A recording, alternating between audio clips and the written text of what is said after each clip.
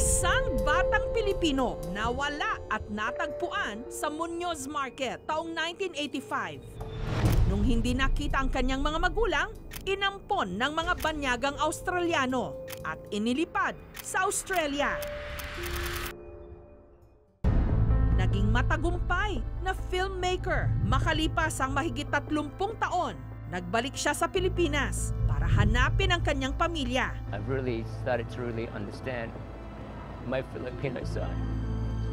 And to come to the Philippines and to see people that look like me, you know, and people who could, you know, could potentially be my parents.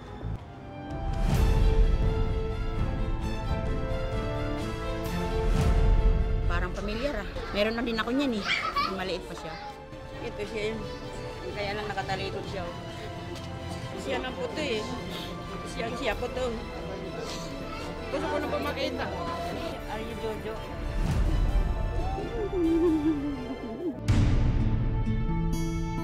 Base sa DNA test na isinagawa kay Herminia at Jojo, ang resulta ay... Ito ang kwento ng isang hindi malilimutang paglalakbay pabalik sa bayang Sinilangan.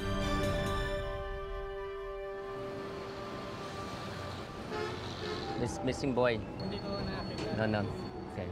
Salamat. Father Bisaya? Not sure. Good afternoon po. Missing boy, 1985.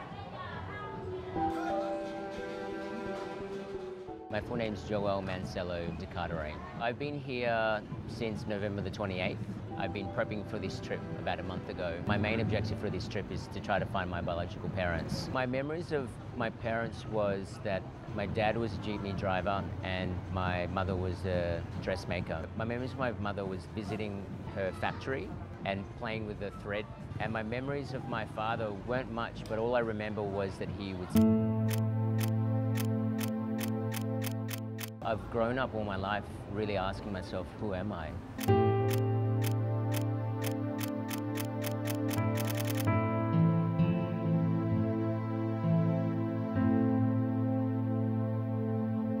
I've really started to understand my Filipino side.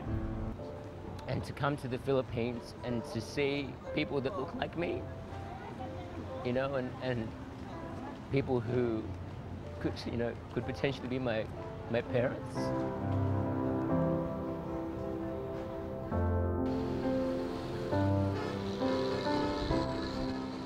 Sa paghahanap ni Jojo sa Muñoz Market, nakilala niya ang mag-asawang Dante at Vicky na nawalan din daw ng anak noong dekada 80.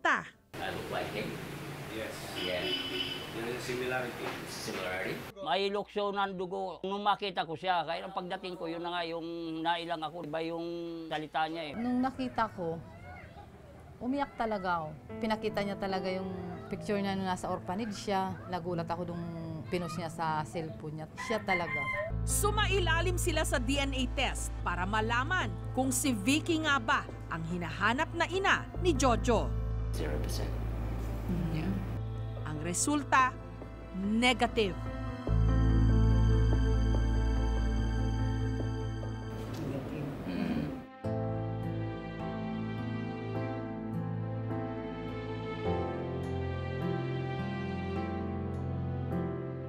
Masakit dahil hindi nga siya yung anak namin na nahanap. Matapos maiere ang unang bahagi ng istorya ni Jojo, nakatanggap kami ng larawan ng babae na nagsasabing ito ang tunay na ina ni Jojo, si Herminia o Linda.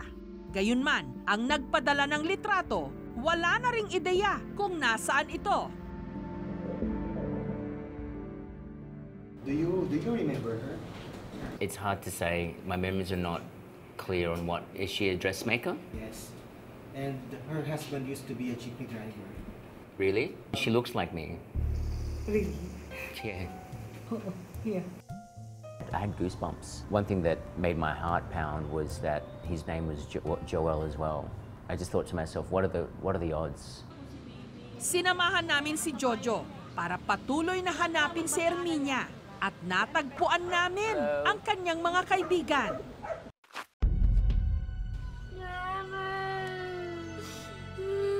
palatandaan din sa kilay na nahulog sa sagdan. Mula nung ipinanganak, talaga nasubaybay na namin siya. Kahit may tagapag-alaga pa siya. Talagang close kami sa mother niya. Kinanito, oh. Kilala mo? No? Kilala mo? Oo! Ito yung dinadala ba ka ni Aling Delia ito palagi? Dati ang lit-lit lang nito eh. Yung anak ni, kaibigan ko sa Pingping, bispring ko, nawala kasi to. Ngayon nakasakay siya ng jeep papuntang Muñoz. Nilalaro kasi namin yan nung bata. At saka dala-dala yan ni Aling Delia, nakasando lagi ng puti.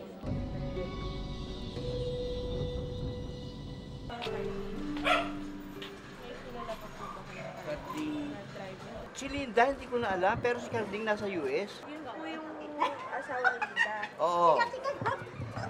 Pero Dati. yun daw po yung mekaniko. O, si Carding, oo. Merong nangyaring sunog. Doon sa Laloma. Nakita na ng apoy, umaano na yung bahay. Si Ricardo Carding Culadilla na sinasabing ama raw ni Jojo, chief mechanic ngayon sa Amerika. Naninirahan doon kasama ang isa pa niyang anak. Ninya! Anong nababalitaan kung nawawala si Joel? The third year na balik ko, doon ko lang nalaman na nawala yung bata. Siyempre, nawala yung anak ko, nabahala ako. Iniisip ko kung saan napunta yun. It's good to see you. How do you feel now that you know that I'm alive and well? Of course, I'm happy. I'm trying to find the remedy so many years. Keep coming back there to the place that your mom's bring you. I talk all the people sometimes there. All the people there in that place is different. I was a kid, I was living here. Sorry.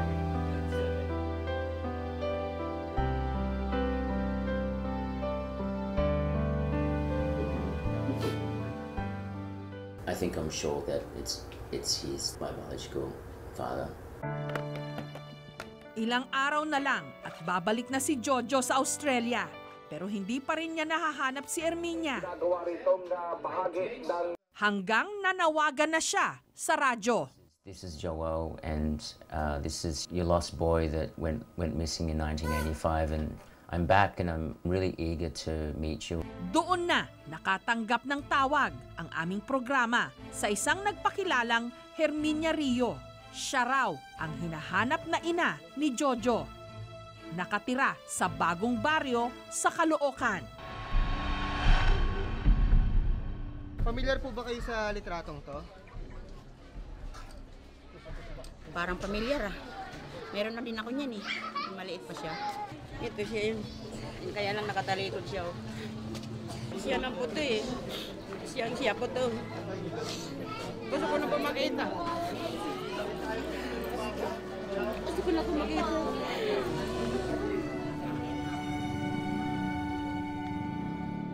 Napanood ko yung interview ni Joel sa Jessica Soho. May dumating na dalawang mag-asawa. Tapos siniyakap pa nga siya eh. Kaya hindi ko na iniisip. Sabi niya kanina sa akin, meron ako narinig na nananawagan. Joel ang pangalan, tapos ang pangalan Linda, tapos Laluma. Parang tugma doon sa anak mo eh. Sabi ko, ba't naman ngayon mo lang sinabi sa akin? Ba't dapat kahapon pa?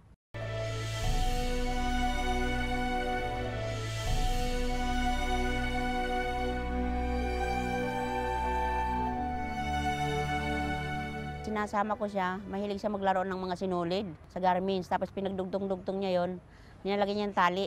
Tapos nilalagay niya sa pilitan niya.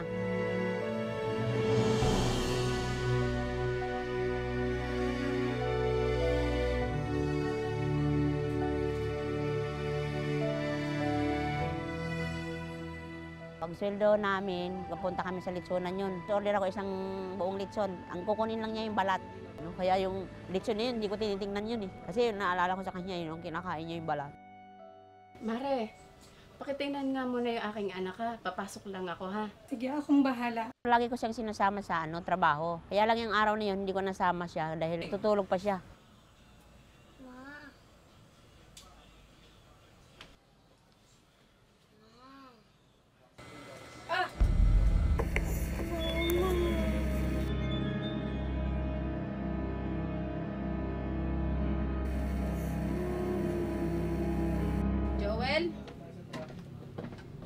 Joel!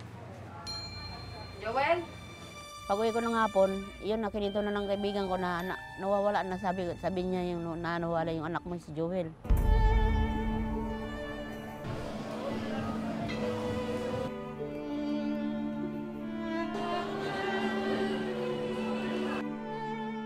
Parang wala ko sa sarili ko, hindi ko na malaman gagawin ko.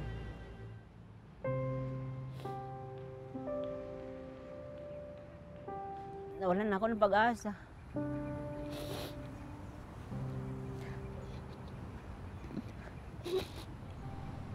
Nagdarasal na lang po sa Diyos na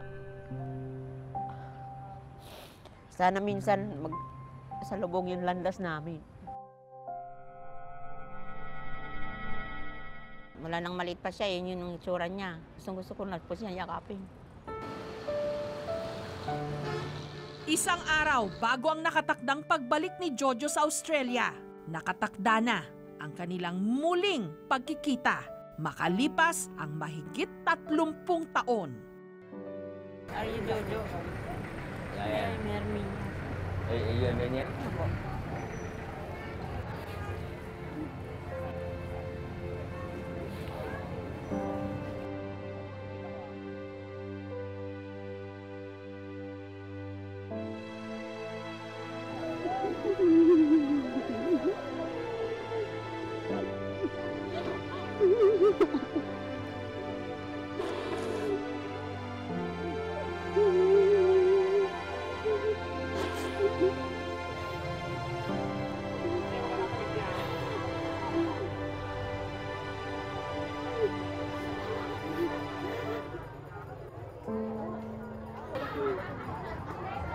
Okay. Are you okay? I've missed you. I've missed you.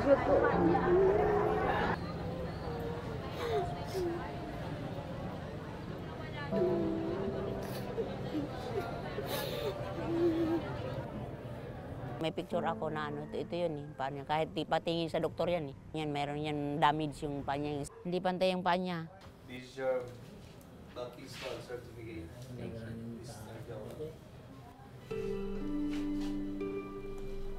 November 1981. I never thought that I'd even be able to know my birth date. I'm gonna frame this. This is so important to me. This is amazing. Herminia Abina. Mama.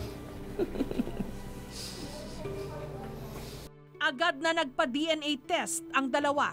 I'm feeling calm and assured that this is the right one. Kahit hindi kami kumuha ng DNA, siya pa rin yung anak ko. Ang dami ko pala tandaan sa kanya. Pero kailangan eh, para sure. Parang bumabalik sa akin yung bata pa siya. Nung makain kami dito. Probably one of the most significant meals I've had in a long time.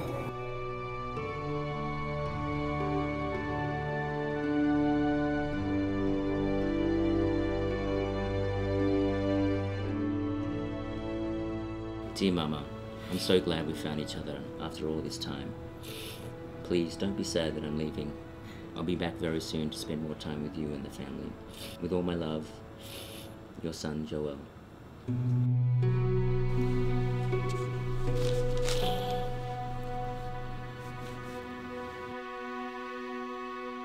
Goodbye. Bye. Take care, take care.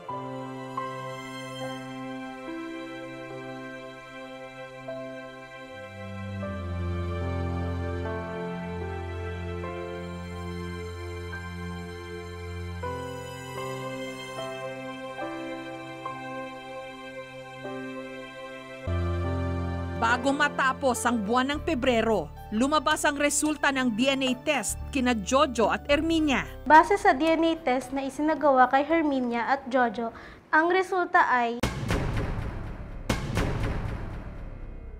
positive. Nito lang Abril, bumalik ng Pilipinas si Jojo. Sa pagkakataong yon, kasama na ang kanyang adoptive mother na si Julie. She is Joel. It's your mama. So many.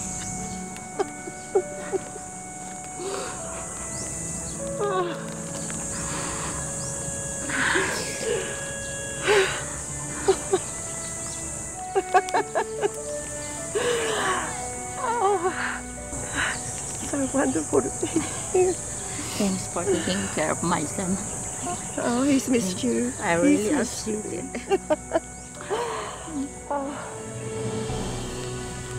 Isang anak, dalawang ina.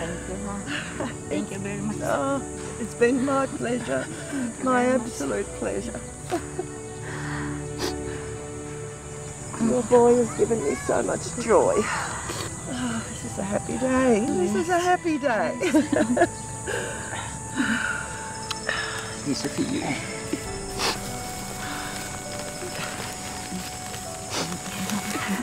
From both of us. She's beautiful.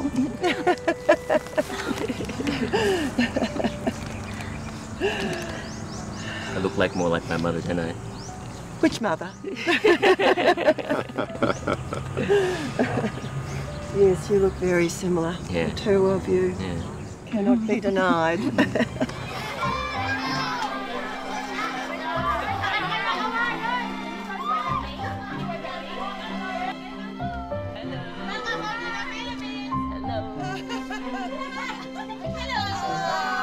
Good to see you. I'm sorry for causing you all those years of worry and grief. I can't even begin to imagine how tough it would have been for you. I look forward to spending more time together, to catch up on all that I have missed, to get to know my new family. Kamusta po kayo? Kamusta po kayo? How are you? I'm Julie. My name is Jessica. Welcome to the Philippines. I would like to know, Joel, how does it feel like sitting beside your two mothers? It's an amazing feeling. It's very surreal to have my two mums. So I call Nanay Julie my mum and Nanay Herminia Ma, so to distinguish the two. And I understand you introduced them to each other. Yeah, it was really nerve-wracking actually. I think we were both shaking at one point. I thought I was going to be all okay with it.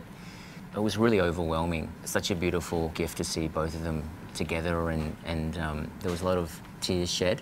It was interesting because it was really beautiful to see them sort of locking arms, and they were really inseparable, which was a really beautiful sight to see. Sorry for asking this, but you don't feel torn at all? No, I don't. Mum and I are very secure in our relationship. I'm really enjoying getting to know Ma, and I think we're connecting more on our humour first, which is really interesting. Yeah, we have the same humour and we laugh about the same things. And It's been a miracle that he has been. And of course I wanted to meet her. I wanted to meet the woman who gave birth to him. I wanted to know all the ins and outs of him as a baby, as a young child, and we're still working through that because of language barrier. But meeting her was very emotional, but she is such a warm lady. She just kept saying how happy she was, and I was extremely happy as well. That part that was missing, is it whole now? yeah, it's complete. I feel like I've connected the dots, and I know I can honor my Filipino side. Kamusta ho kayo, Nay? Okay po. Ako na po yung pinakamaligayang nanay. Bakit ho? Hindi ko po inaasahan itong nangyari sa buhay ko na nakita kami muli ng anak ko. Ang hirap po isipin, 31 years. Ganun kahaba na hinahanap niyo siya. Paano niyo ho nakaya yun, Nay? Tinaan ko na lang po sa panalangin na Dasal. sana makita kami muli. Pero hindi ko po inisip na wala na siya dito sa mundo. Di ba ang mga nanay Oo. may kutob eh? Oo. Hindi kayo kinutuban? Sinabi ko sa sarili ko na parang posible na kamukha po kami. Kaya lang, ang isip ko, Inglesero. Sabi, baka kamukha lang sa isip ko lang. So Joel, where do you go from here? Catching up on the time that we've missed, and I really want to create opportunities to keep coming back to the Philippines and spend more time here. And we're talking about helping the family business so that they can help it to become more sustainable and just little steps. And you will meet your father soon too, Very right? soon, He's coming home yeah. from the States? Yeah, and we're looking at for Ma to come to Australia so she can see where I grew up in Melbourne and what my life is now in Sydney. There was nothing about her scent at all that brought back, memories when she hugged you, when she cried. I really felt it when she got out her handkerchief and wiped the tears off my eyes. Only a mother does that. That was it. Yeah, that was it. Naiyak ako. Oh. Nay kayo, yung lukso ng dugo na tinatawag. Sobrang lukso ng dugo, naramdaman ko. Una ko palang kita ko sa pictures, alam ko siya yung anak ko. Paano yan, Nay? Dadalhin daw kayo sa Australia. 2 linggo lang po. Excited ho kayo doon? Oo naman po. Makakasama ko yung anak ko. Anong gustong-gusto niyo malaman pagpunta niyo roon? Yung naramdaman ko lang na gusto niya ako kasama talaga. Parang naramdaman ko na accept niya na ako yung nanay niya. I did. I put together an album of Joel growing through the years. So this is you in Australia. Your first bike? He arrived just at Christmas time in Australia, so that was... Snow. I thought I'd put that in to show that we do get snow. Uy, who is this? Is this your girlfriend? Girlfriend, yeah. Oh, may girlfriend na pala, Nay. Oh, ito na yata yung mamanugangin niyo. Opo, pwede na po, matanda na siya. Now we have a gift for you. This was the picture taken a while ago. Ah, that was quick. Yes. Oh my goodness. Ay. Salamat po.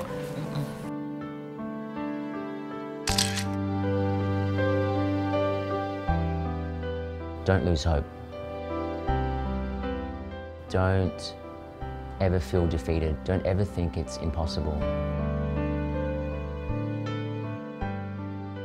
Because if your heart and your will is in the right place. Are you Jojo? I am.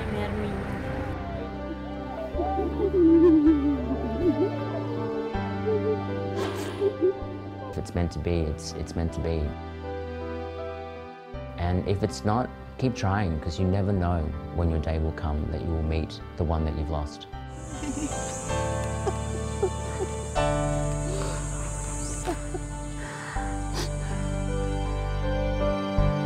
Matapos mahanap ng kapuso mo Jessica Soho si Erminia na siyang tunay na ina ng Filipino-Australian filmmaker na si Jojo de Carteret, pinick up ng programang 60 Minutes Australia ang kanilang istorya. Ako po si Jessica Soho. Jessica Soho is the Philippines answer to Oprah. Matapos kong kapanayamin si Jojo at ang dalawa niyang ina, ang isa sa mga host ng 60 Minutes Australia na si Liam Bartlett, kinapanayam din ako tungkol sa pagtutok namin sa istorya ni Jojo.